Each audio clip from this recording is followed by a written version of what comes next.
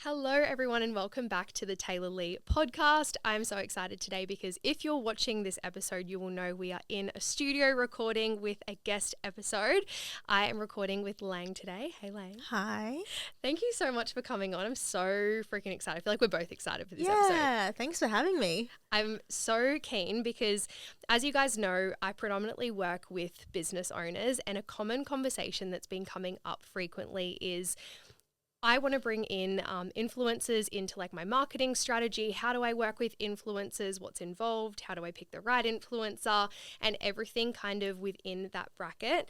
And then Lang, you popped into mind being that this is the work that you do and you have done for so long. So I'm so excited to have you on and just to touch on all of the things around influencer marketing, what to look for, what's important, where do people go wrong, all of the juicy things. So I would love you to give everyone just a bit of an introduction about yourself, who you are, and your background in how you got into this. Okay. My name's Lang. And I guess currently I own my own business, which is a boutique talent agency called Possee Creative. Prior to that, I actually worked in like the PR marketing space for 9 years. Oh my God. So I've kind of done both sides of things where I've currently working on the talent side and working on managing talent and all their brand partnerships and stuff, but then previously working very much on the brand side and, you know, getting talent in for influencer marketing and like working with the brand on their influencer marketing strategy. So I've kind of had both ends of the stick, I guess, which has been really interesting. But yeah, Possee's been running for about a year now and yeah, I love it. Yeah, I love that. When that you, like, how did you get into the actual side of like, when that you first got into the industry, how did you get into that with PR and marketing? Like, what was your background and how did you get into that? So I studied at uni and I actually did a double degree in public relations and fashion. Cool. And then during that, part of my course was to do an internship and I interned at Spin, which is when it first started. And honestly, like PR, social media, it was all so new back then. Like Instagram was kind of just starting. This is showing my age. Instagram was kind of just starting out. It was a very new kind of industry. The working with influencers and working with Instagram and social media platforms for ads and advertising and stuff was very new. So yeah, I got lucky enough to have an internship, which then led me straight into a job straight after uni, which is where I stayed for 9 years. Yeah, so cool. And I love that you've had the experience of like working on like the business side of things and making sure that you get a good return on investment with influencers, and then also working with the actual talent themselves, because I know it's completely different like perspectives through conversations that I've had with people as well. So what would you say is like the biggest difference now that you've had a taste of each side through working through the brand side and then the influencer side? Like, what do brands that have had experience with influencers really look for, and then what do influencers really look for in terms of collaborations and partnerships? I think brands, to a lot of brands, it's still kind of new territory. I find that a lot of brands kind of don't know what they're looking for stepping into influencer marketing, which is like a lot of the businesses we worked with, they're like, you know, we want to be a part of influencer marketing, but like we have no idea where to start, which I think you mentioned a lot of businesses you work with are in a similar position. Like they want to be a part of it, but it's such a widespread industry that it's like you want somewhere to start that makes sense for your business. I think the biggest thing is that businesses need to see influencers as, although they are people, they're a business in themselves. So, you know, understanding that influencers, they are running their business, which is their brand, and they're the ones that are going to know their business back to front and what works for their audiences, what works on their platforms. And yeah, I think that's the biggest thing that I found, because I think brands look at it as almost like a billboard rather than a business in itself. Yeah, that's so true. It's like taking traditional marketing and then trying to apply the same concepts to influencer marketing and working with a human at the end of the day. Yeah. It's a very interesting concept because it is, I mean, for some instances, it is a bit like a billboard, right? Like you're putting your brand out there for brand awareness and stuff, and the influencer promoting it is like a big billboard for their followers or their audience.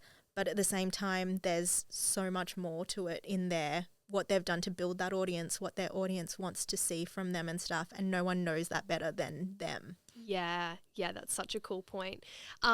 First question then really for you would be, what is like the importance of actually getting influencer marketing into your overall marketing strategy? Like, why is it so important? I think a lot of, especially people that might be a little bit older or like they haven't really been in this industry, might potentially have the assumption of like, oh, influencers, like I know that can be like a common projection for people where it's like, oh, they just like post themselves on the internet. But like, why is it so important? Why is it so effective for brands to make sure that they've integrated this into their strategy? I think a big thing for me is that I think being a part of influencer marketing keeps your brand kind of relevant in this day and age, especially if you're trying to reach like a younger audience. Having your brand on social media with social media influencers gives it that air of relevance. Like, I kind of look at it as the same as almost, back in the day, if the top celebrity at the time is wearing your design on a red carpet, it kind of brings that designer a bit of relevance and, kind of makes it cool without sounding and I think that it's just a great way to, within your brand strategy, thinking about, do I want a bit of brand awareness? Do I want to drive sales? It's just an overall great way to drive people to your brand, to your website, whatever it is, while keeping your brand top of mind, I think. Yeah. If someone was to come to you that had a business, being that you have like the agency now, and they're like, hey, Lang, I want to, get an influencer. I want to start incorporating influencer marketing into my strategy. What kind of things would you ask them to get clear on, their purpose behind their strategy? If it is to drive sales, if it's like, what kind of things would you ask them so that you can get clear on that? I think, as you said, it's very important to have a purpose when you're doing influencer marketing. So understanding like, okay, if you're looking for, content, for example, maybe we're not looking at like the biggest influencers and we're going to get better value for money if we're looking at some more micro influencers and we can get way more content if that's what your goal is. If your goal is, I want to drive sales, then we need to be looking at like engagement rates and like, what their community is doing, what they're interested in and stuff. Is that in alignment with what your product or service is? And yeah, I guess it just depends on you have to be very clear on what you're looking for, because I do think that there are very different types of influencers for different purposes. Yeah, and I think that's where I see a lot of businesses go wrong, or like they engage the wrong influencer, or I've heard a lot of like the quote unquote nightmares with influencers, and it's like the brand or business actually needs to take responsibility in that with how that they went about their strategy. And something I preach so much in my business is having a plan always, so that you've got those objectives to work towards. And I think even having that with like your influencer marketing aspect to your strategy, like if you don't have, okay, we want to drive sales, like you don't actually have a KPI to compare it to, if that you've actually met that goal. Absolutely. And I think as well, I think a big thing that we've found with businesses is, they'll come to us and be like, oh, we want to, drive brand awareness. And then they'll be like, oh, we didn't get the return on sales that we paid for this. And I'm like, well, that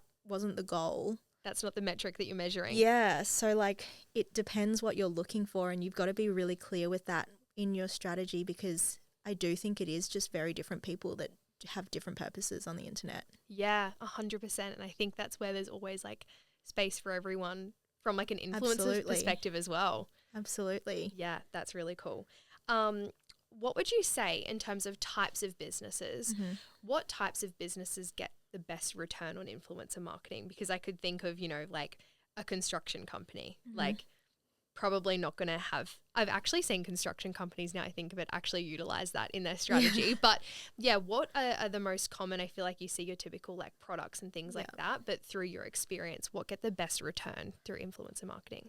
It's so hard. Like through my experience, again, it depends what the goal is, but through my experience, I would say probably either product or service-based businesses, whether it's, you're trying to drive people into a salon, into a movie theater, into whatever it is, or it's a product that's sold online. E-com businesses, we see great results with. Yeah. But then again, now I've recently seen like, even like government campaigns have influencers and stuff like that. I think you can get really creative with how you utilize them to help you reach your end goal. Yeah. Yeah, it's so true. It's exactly that. And then being really strategic with who that you get involved. 100%. Because even like, you mentioned construction, but I see like construction companies using influencers, and it's like, you would never think of, oh, I'm going to get, X influencer to promote this construction business. But then you see the ad and you're just like, oh my God, that makes so much sense. Yeah. Based on like their content and things like that. I love nothing more than seeing an influencer and they work with a brand and I'm like, that makes so much sense. 100%. Yeah. Which I feel like is another important thing for businesses. Like, you might have a business and, you might follow this person and be like, that's my favorite influencer, I want to work with them. But like, do they make sense for your brand? Because I think the biggest thing that works really well is aligning with influencers that make sense for your brand. So then people see it and they're like, that makes sense. Yeah. How can brands and businesses go about best finding influencers that align with their brand? I feel like first and foremost, they have to have their values first, because I'm actually surprised in the work I do with how many businesses aren't clear on that. Like, this is our actual, this is our business's values and this is our mission. Like, firstly, getting clear on that. But then when it comes to engaging, like, even I would think like, do you just like scroll Instagram? Like, how can they best go about A, finding an influencer or influencers, and then B, ensuring that they do align with your brand values? 100%. Well, as you said, like knowing your values, but I think also knowing your target audience is really important. Yeah. And like, I think don't be afraid to ask managers or influencers, if you can see their demographics and their insights and stuff as well. The amount of people that don't ask for that kind of stuff, and it kind of shocks me because I'm like, surely you want to see like, what age group is following them, what, location they're from. And just understanding that stuff I think is really important, because you're like, if you're a hair salon on the Gold Coast, for example, you want to make sure that if you're going to use an influencer, they've got like a good Gold Coast base, they've got a good women's base or whatever that is as well. And then I think engagement rate is really important. I mean, depending, again, what your goal is, but engagement rate, you can really tell whether the influencer is more of like a content-based one, or if they've got like a real community rallying around them that will kind of like take their recommendations and like purchase from that. Yeah. So if that I was like launching a product-based business, is the best place for me to go just like directly straight to an agency, someone like you as an example, to best find these influencers, or am I best like, looking for certain hashtags and topics and niches? How can I best go about like finding that alignment for my business to find the actual influencers? Yeah. I think a really good place to start is on the platform itself. Yeah. So, looking at businesses that are a similar niche to yours and seeing what kind of influencers they use is a really good place to start, because you're kind of seeing like, okay, I'm a homewares brand. What other influencers are working with homewares brands? What does that look like? And then from there going to talent managers and just, understanding them more, because most places will have some kind of media kit or like be able to provide demographics and stuff so that you can kind of understand a bit more about where the influencer's audience sits. Yeah. I think something I commonly see with like messages that brands will like send influencers, especially smaller influencers, if they have a low budget, it's like, hey, we'd love to just send you this product or whatever it might be, which is perfect if it's around just like getting content and whatnot. But I think the media kit thing is so important to be able to actually ask for that. And I think, again, a lot of brands, if they haven't been in the influencer side, don't know that that's actually something they do, where they have their engagement rates, their location, their demographics. It's such insightful data and information. 100%. And it's just, I think it's hard to, you can't always assume that an influencer has the same audience as what they are. So, for example, if someone is a 35-year-old woman that's a mum, their audience isn't necessarily that same person. So I feel like media kits are a great way to get more insight and understand what that audience looks like, because they're the ones that are going to be seeing the ad. Yeah, 100%. How do you know when that you're looking at these media kits, when that you're saying they're more community-based and then they're more like audience, like exposure kind of based, I would say. what are the typical like engagement rates and things like that? Like how, is there anything tangible that a business owner could look for in that of, okay, they've actually got some great engagement? Like, do you have that off the top of your head? That's probably a bit of a random question. No. But I think the main one that I look at straight away that's like an easy way to kind of see their engagement rates is their reel views. okay. So if you go onto the reels tab, you can kind of see how many views they're getting off the back of posting a video. Yeah. Sometimes like if you've got your likes turned off, that's a hard one to see, but you can see reels and you can see comments. And so seeing the amount of comments that are coming through of like their community, or whether it's like a lack of comments or a lack of views, it kind of gives you an indication. And then the different types of content as well. So, you know, a reel of a recipe versus a reel of them doing their outfit of the day, how each of them performs kind of gives you a bit of insight as well as to what their audience is interested in. Yeah, that's so true. And then even like with that, with just like the views, like the consistency too, like 100%. just because someone's gone viral once, like it actually doesn't mean anything. Absolutely. Yeah. Like you can usually, I find, see like a bit of a pattern and be like, okay, you know, their food videos are always consistently getting a bit more, like that's what their community likes to see, or like their fashion videos are consistently getting a bit more, and so like that's what they're interested in. And it kind of, you know, without having a straight statistic, it gives you a bit of insight into what their audience leans towards. Yeah. How can you go about ensuring that, like, from a brand perspective, if they're coming across a new influencer, that it's like, again, something that aligns? I feel like something that's common when you become more known in the space is like, you know, like hate comments and things like that. And like, they could be a bit controversial. How can like a brand be like, this person's like a safe pick, if you will? Yeah. It's so hard. I feel like a general rule of thumb, the bigger you are, the more you do have controversial things said about you, the more you do have haters.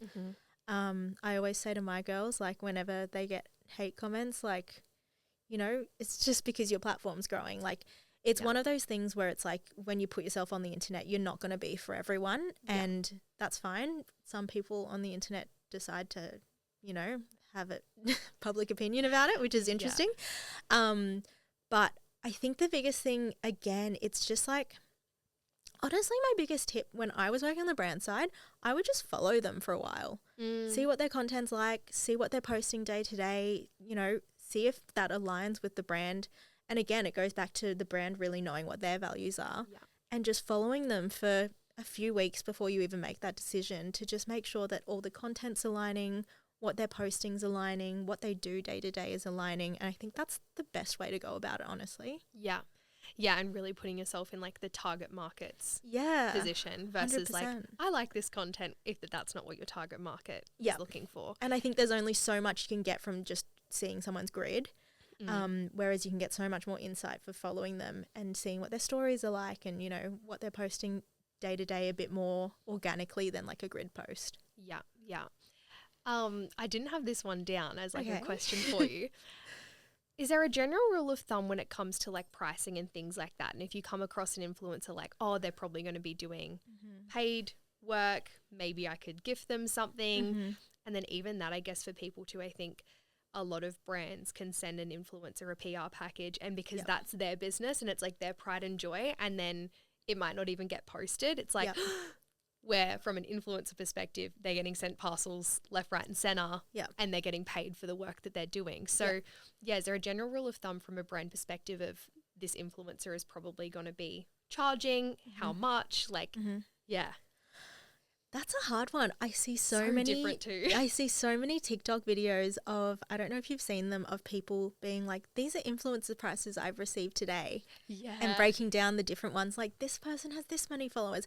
And I think it's, honestly, I think the whole thing is a bit of a made up number to an extent, because working from the influencer side, I think, speaking on behalf of the girls, crazy, if they align with a brand, they will 100% be open to taking a lesser price than their normal price if they're like, oh, I use that every day and I'm obsessed with that.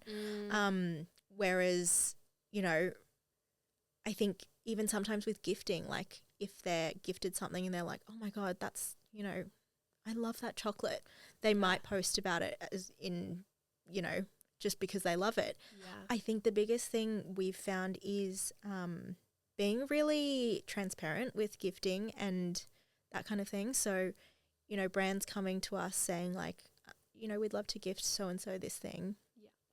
We'll turn down gifting if the girls don't think they like it, but also I feel like it works so much better when the brands are asking whether they'd be interested in it rather than like a cold send. I feel like sometimes those are the things that kind of get left behind, or like it shows up and they're like, I don't even know what this really is, or like, which I know happens a lot from a PR agency side. Yeah. I get it, because it's like, you know, you've got to send it to this many people and you want to send it to people that you know have posted your stuff in the past. But I think sometimes that's when you can slip and be like, oh, we saw no return for that because maybe we just sent it and they don't really want it. Yeah. And there's like that intentionality behind the actual gifting itself. Yeah. And then, you know, sometimes brands, if they reach out and gift the girls and the girls are just like genuinely, oh my God, like I never knew I needed this and I love it so much, they'll organically show it. Whereas sometimes if it's just been a cold send, they'll be like, oh, like, well, I want to post this thing that I got last week that, you know, I use every day rather than this random toothpaste or whatever. Yeah, 100%. Yeah, so would you say kind of like in summary then, because it is so different, it's almost like quoting really, like that a lot of businesses do, to reach out to either the talent or like the talent agency and just say like, we're looking to work with X influencer, like this is our budget, like we were hoping to do X, Y, and Z. Yeah. Like if that they could meet in that, or yeah, and I think something that's really good that brands do, and a lot more brands have come around to it, is being a little bit more flexible and open with influencers. So, you know, as you said, if a brand's coming to the influencer being like, you know, this is our budget, we'd really love to work with them, you know, what feels natural to them to promote this product, rather than being like, we want one post and a story set and stuff. Just being like, hey, what feels natural to them that they could make work within this budget.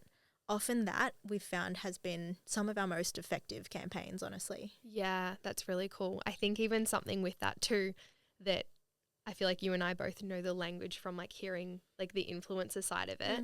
But I think even for brands, like I remember hearing like story set or like 3 story sets, and I was like, oh, so that's how you get, like that's how it works. Yeah. Like I remember being like really surprised. So would you be able to even just like basic kind of terminology, like in terms of how it typically works? I feel like, yes, sometimes it could be like just one reel, but I feel like for the most part, a lot of brands do like some story sets, a reel, a post, like it's actually, and then maybe a TikTok, like it's actually a whole package. For sure. And I think packages work really well because it gives the influencer's audience a bit more exposure to it rather than a once-off post.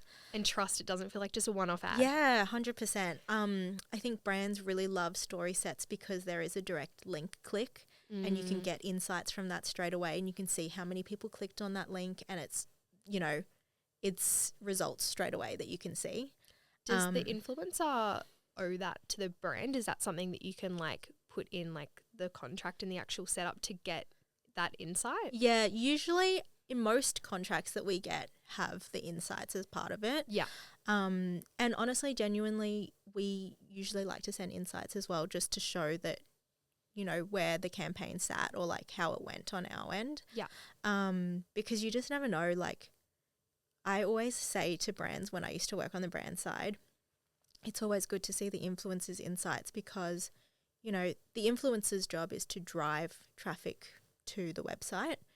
If they're all getting driven there and then there's no sales off the back of it, is it something with our website that we need to fix rather than, you know? You can actually pinpoint where it's dropping. That's so cool. Yeah, it kind of gives you an idea of like where the campaign kind of didn't work. So it's like, okay, they're coming to the website and then we're not seeing anything off that. Like, do we need to optimize our website a bit? Do we need to change our landing page?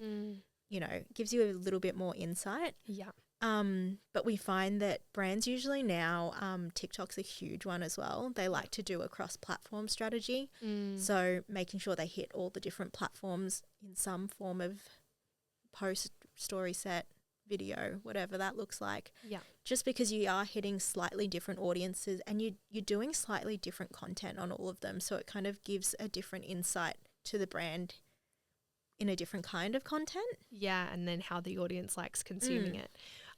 So what is a story set? Like very basic. Okay, story set, I would say most of the time is like a series of 3 stories back to back. Yeah. So post, post, post all at once kind of thing. Beautiful. And then post is just like one-off photo, reel. A reel on your grid Yeah. kind of thing. The influencers I feel like do this the best is like when they don't feel like, and this is my cleanser. Like it's like skincare routine and this is the cleanser I'm using as an example as well. 100%. One I would love to ask you about is like YouTube, because I feel like there's so many different ways of doing that. Like if that it's a sponsored video or if there's like a 5-minute kind of like, I feel like I see like the White Fox or White Princess Polly hauls. Like what's the kind of terminology with that if you're wanting to get an influencer into like their YouTube video as an example? Okay, so if you're wanting like a part of their video, it's generally called an integration. So you're integrating in that video, and then you need to think about whether you want just the integration or you want to pay for exclusivity for that video. So what that means is basically if you're a Princess Polly, for example, and you pay for a 3-minute integration, just that alone, the girls or like the influencer can then wear other brands throughout that video. Yeah. A common thing as well is to pay for exclusivity for that video. So you pay for the integration. They're not necessarily talking about Princess Polly for the rest of the video, but they're not wearing other brands. Yeah. So that's a really common one. Or as you mentioned, you know, the whole video is like a Princess Polly unboxing, which would just be a dedicated video. Okay. Yeah. Cool. I might even like shift it to kind of like the, not necessarily the contract side of things, but almost like the, even like the brief. Yeah. In terms of, I feel like this is what a lot of brands could potentially not consider or miss. Even for me, I'm like, oh, true, like exclusivity and like, you know, are you being tagged in the caption? Like, what would you say are the main things that a business or brand needs to consider with like the brief or contract? I made some notes on this. I'm glad. I feel like that's like that's an open-ended question. I think first and foremost, a big thing to consider is a lot of influencers, especially nowadays with TikTok and stuff, a lot of influencers, they've come into this with no industry experience. So they don't know the terminology per se, like off the back of their hand. Well, the same way I'm like, what's a story set? Yeah, no, exactly. And so I think being really clear but concise in a brief is very important because, you know, something like you mentioned, like putting, please tag us in the caption. Although that is fairly obvious, it's good to have in there because, you know, when they're creating content and they've got a back-to-back content day, it's good to just check it off a list and be like, okay, yep, that's done, that's done. And assumption as well, like you just can't leave anything up to assumption for like 100%. Yeah, because otherwise too, they've worked with another brand in the past. It's like, oh, but this brand loves that, and then it's just different. So yeah, you just have to be so clear. 100%. And then I think key things that I and the girls like in a brief is timeline expectations. And so, you know, knowing when you want the, you know, ideally the post up by, knowing when you want to see a draft by, all that kind of stuff is really great to have. Draft is so interesting and important as well, like that you can request that. Do you think that typically comes with like also the certain level of payment? Like if it's like a lower payment, you can't really like ask for like approval and things like that? I think asking for approval is okay no matter how much you're paying, but I think something to be very conscious of, which we have had in the past, is you can't then get a video back and be like, oh, I didn't put that in the brief, but it should be in there, and then ask for that change. Yeah. So I think when you're doing the brief, making sure that everything's really in there that you'd want in there. So, for example, if it's a chocolate bar and you watch the draft and then you're just like, oh, I wish they said that it was available at Woolworths, but it wasn't in the thing, that's something that you can't really go back and ask for because it does require a lot of movement and change from the influencer's side, especially when it wasn't in the original brief. Yeah, and that's what I think some brands and businesses, again, from like the influencer perspective, like still a business for them and they're creating Yes. a lot of content. It's not like, oh yeah, I'll just go put the same outfit on, the hair and the makeup Yes. and refilm the entire thing And because that's it was the missed thing. in the brief. Yeah, Yeah. 100%. And then I think something else that we really like is when brands link any of the work the influencer has done previously that they like the look of. That's cool. So examples of their own work to be like, we really like this style or we really like this style, because especially being from their own page, they can be like, oh, I can recreate something similar to that, or like, okay, that's the style of video they enjoy. Yeah. And I think the biggest thing is don't write them a script. Like, again, you want to have your key messages in there for sure. You know, please say that the jewelry is water resistant or whatever. Yeah. But let the influencer, you know, they know their business best. They know their audience best. Let them say it in a way that feels natural to them. And it'll do better for both of you, honestly, in the end. Yeah. Would you say then from I'm such an analytical person, I'm like tick boxes. So it's like your like types of, in terms of what you'd include in a brief. Yep. Be like a nice PDF, I'm assuming. Yeah. Something like that. Love and a PDF. Yeah. Get in Canva, like no Google Docs. Yeah, let's get in Canva, guys. Yeah. And then so obviously like the type of content that they're recording. Yep. Key messages. Yep. Timelines. Tags to include. And then inspo. Yeah. Anything else? Honestly, you don't want it to be too long, because I do feel like if a brief is too long, it can be overwhelming as well. Yeah, it would feel like a 90-page document. Yeah, like you kind of want it to be like, you want to give them a bit of creative freedom, but you want to just have the key things. So like being really clear but concise, you know, these are the timelines, these are the key messages that we want you to include, these are the tags, and then here's some inspo from your page that we really like. Beautiful. Even like mood boards and stuff are always great too, but I think too wordy a brief can be really overwhelming sometimes. Yeah.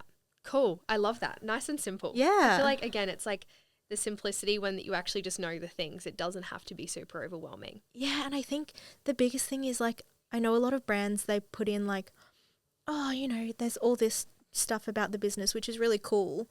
But I think, again, with the assumption thing, like don't assume that because you think that that's cool that this influencer's audience cares about that. Yeah. In the nicest way possible. And it does come back to strategy as well. Hey, like what's the purpose? Is it brand awareness for your business? Yeah. Okay, it's probably going to have to be something relative, but if it's about a product, no one actually cares. Yeah. Yeah, so freaking true. What are my other questions? This is like a bit of a purely for my own interest. Okay. What kinds of return on investment have you seen from a brand perspective? And obviously like not disclosing certain brands and things like that, but I think me now like hearing some insight, I'm like, holy shit, like there is good return on this shit. 100%. Like insane. I would love for people that wouldn't really have much insight, like, you know, if it's a brand's invested $5,000 into an influencer and that got them a certain return. Do you have any like main standouts where you were in your industry experience like, wow? Yeah, I think the most effective ones, and I know that this isn't necessarily achievable for all businesses, but long-term partnerships, we see some crazy return on investments. Yeah. I think when someone's audience is used to them posting that all the time, they're using it all the time, and it's so organic because it's a long-term partnership, you see such crazy results. Like, you know, we've seen partnerships with some of the long-term partners where they're getting way more than like 5 times their value back for what they're paying, just because it's like, and the longer they work together, the more it kind of builds up. And you'd think, I mean, not assuming, but you'd think that the audience would be like, oh, I've seen that, like bought it and stuff. But especially with things that aren't a once-off buy, so like clothing, for example, it's like, oh, you remind them again? Yep, they're buying again. Oh, also I got this again. Yep, they're buying again. It's crazy. Yeah, that's so true. In terms of the back end of that with long-term partnerships, is that just like a 3-month retainer, 6-month retainer, and then it's like this is the recurring content on a monthly basis? Is that how it typically works? Yeah, typically we'll sign like a contract for, as you said, 3 or 6 months. The deliverables will be set out at the start of that contract, and then the influencer just knows like these are your set deliverables. I find often with that kind of stuff though, influencers will do more than what's required, because when you're using it that much, it does become a part of your life and just what you're organically using. Yeah, that's so cool and such a good point. Would you say as well, another point that kind of came to mind for me when I'm like thinking of the like influencers that I follow with those obviously like long-term partnerships, a discount code's like important for then being able to measure that metric, and then you can actually see from a brand perspective like, okay, wow, these influencers are driving the most traffic and whatnot. Yeah, I think discount codes are a great way, but also like unique links that you know, you can plug into the back end of your website and you can see whenever someone's coming from that person's link or whatever. Discount codes are great because I think most people now, when they're shopping, they love a discount code. Yeah. And they search for discount codes. Like, I don't know about you, but I never buy anything from e-com without doing a little search for a discount code first. I'm going on the pages like tagged posts and I'm like, thank you. Yeah, literally. Sally 10. And I think it does sometimes just give that little extra encouragement for consumers that are like on the edge. They're like, oh, that's a really cute top. And then they're like, oh, 15% off, yeah. Yeah. And I even saw something the other day. It was like, I think it was Princess Polly, and they were obviously running a campaign like exclusively on TikTok, and it was like a specific code. I'm like, it is so interesting too with different codes for like, if it's the influencer channels, just to actually see where traffic's coming from. 100%. I think it's just really insightful as well, because you can kind of see like, oh, you know, we're getting heaps from this TikTok ad. Maybe we want to put more into that. Or like, oh, we're getting heaps from influencer marketing, not heaps from the ads. Maybe we skew more influencers. It's just good to know. Yeah.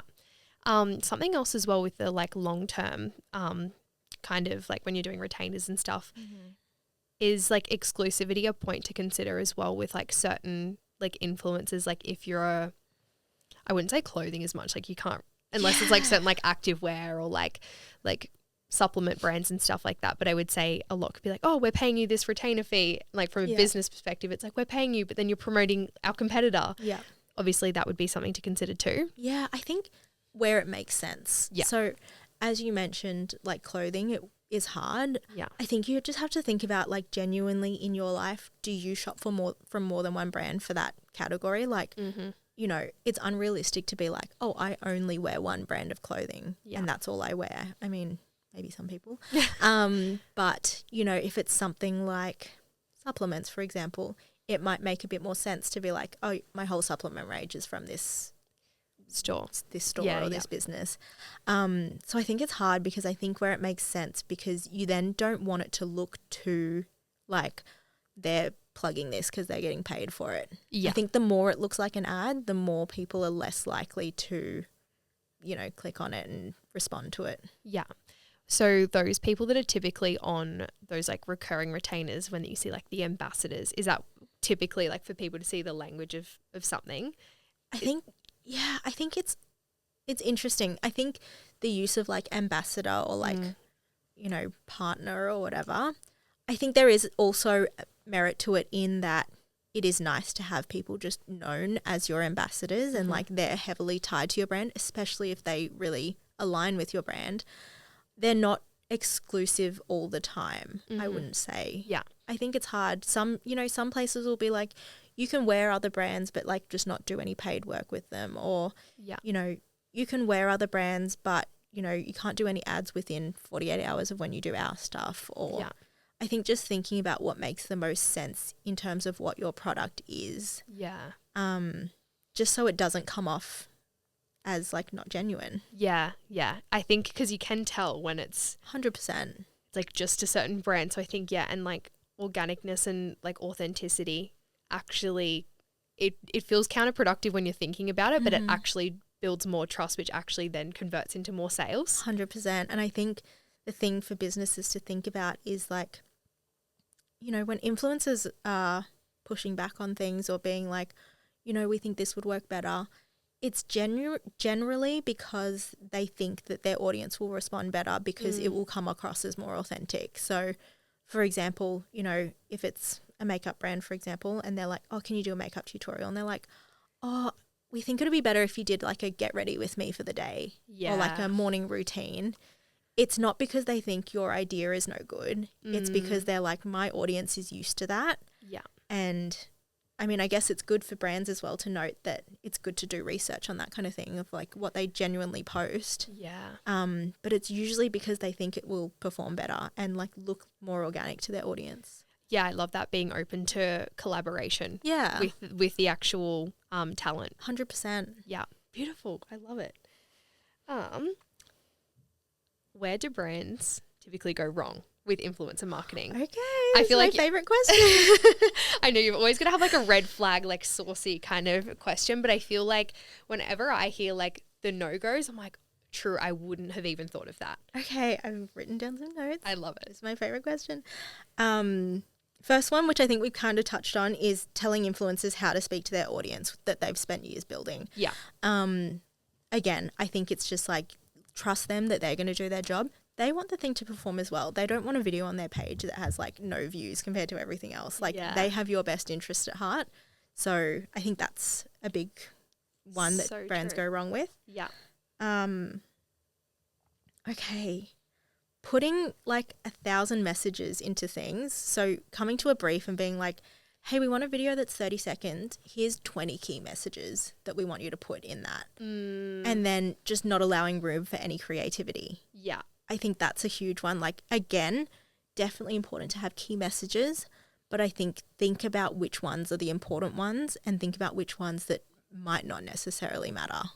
Yeah. Hey, what's the like, obviously there's so many things because it's like you could have a 3-minute integration or a 30-second video.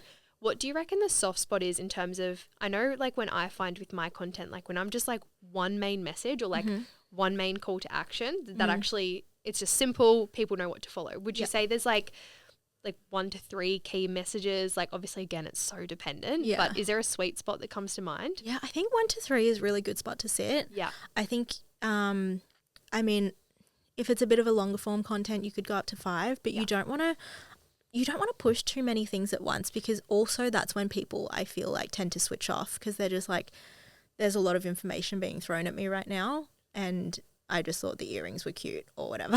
Yeah.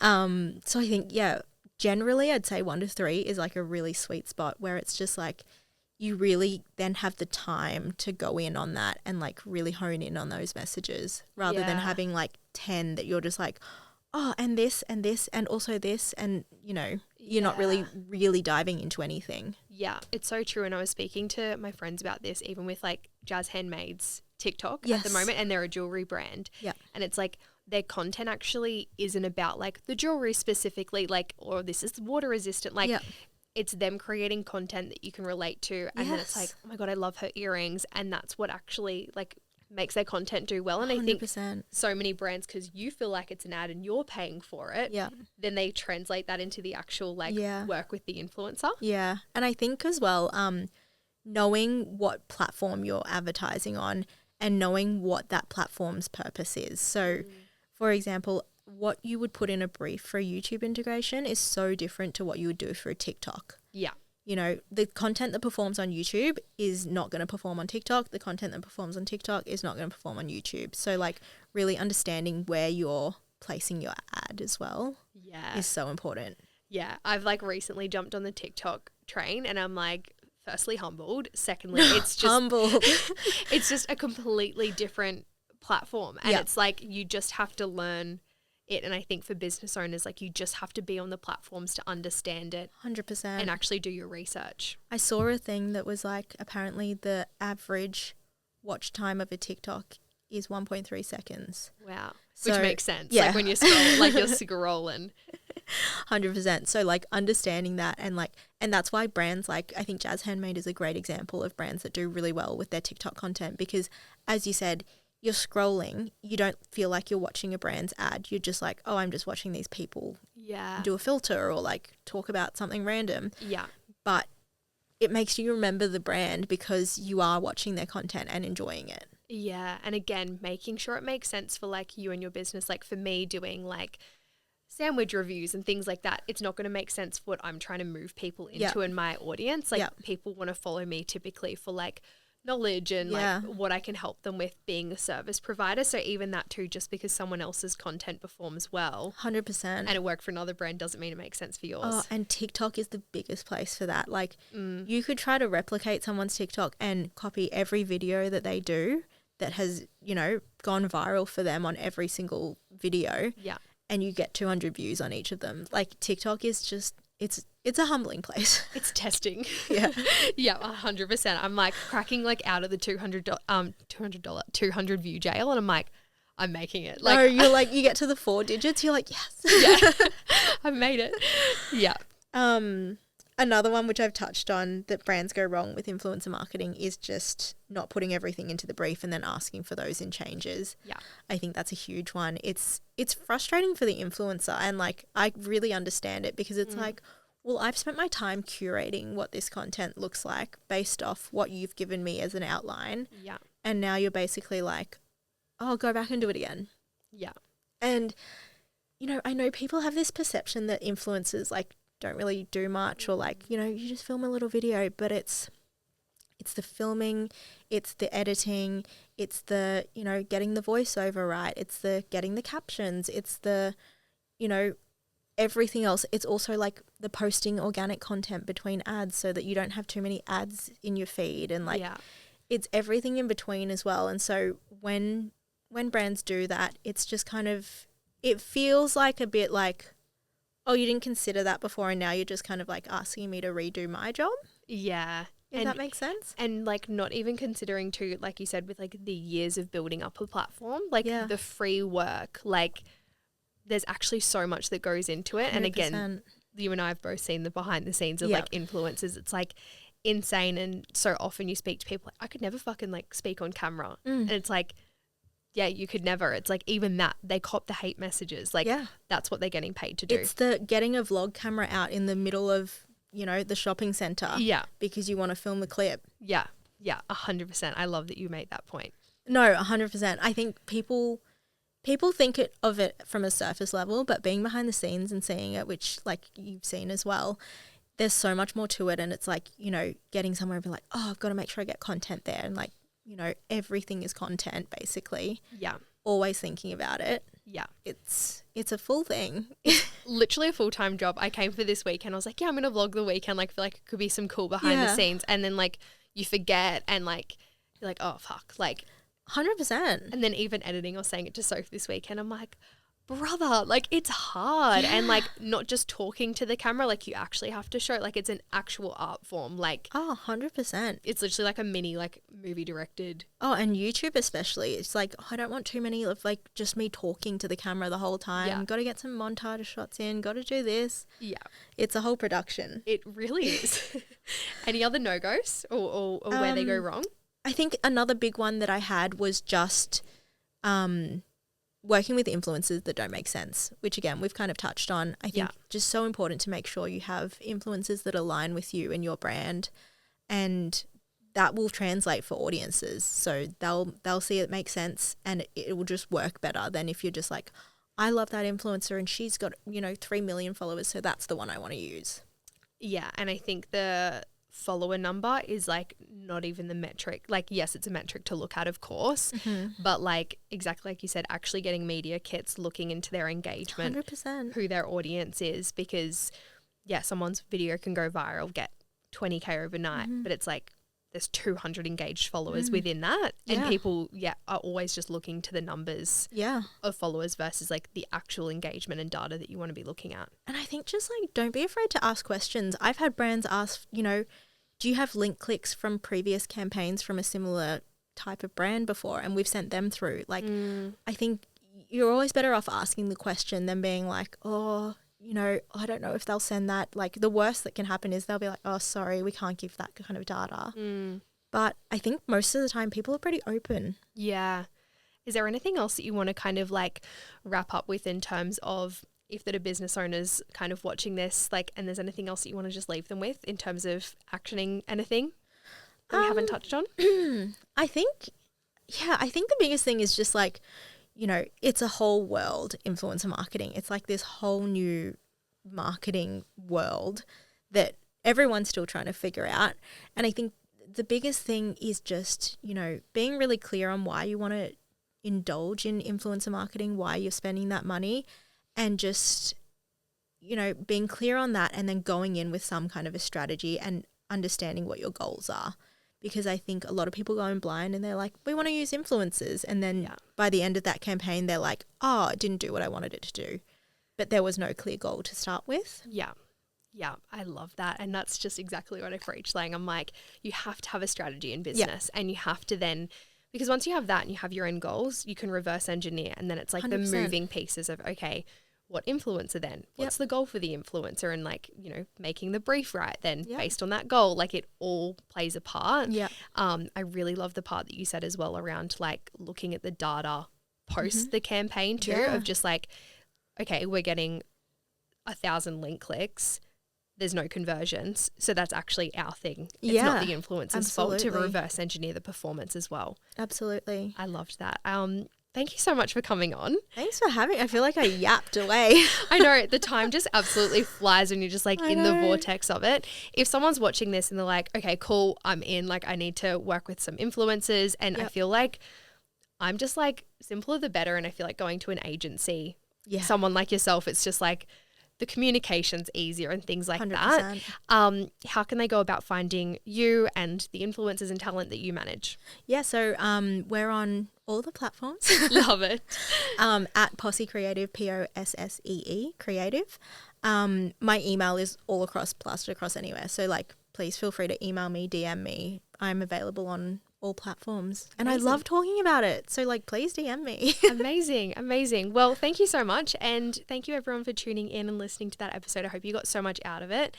I would love to receive like any DMs. I'm sure you would as well, Lang, with like takeaways and things like that. I love hearing it, especially when you're in a studio and you're like, did you guys like that? Did you guys learn anything? Yeah, literally. So keep us updated, but thank you so much. And I will catch you in next week's episode.